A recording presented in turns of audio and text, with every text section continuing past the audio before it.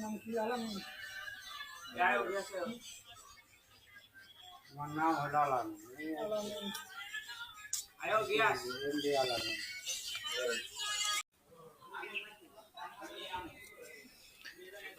যে ধানের গোলা, এটা আপনারা অবশ্যই দেখেছেন। গ্রামের যে সিনগুলো এরকম অনেক সিনেমাতে আছে, আপনারা এই ধানের গোলা দেখেছেন, কিন্তু আসলে ওই সিনেমাতে মনে হয় যে এটা ধানের গোলা, আসলে এটা না।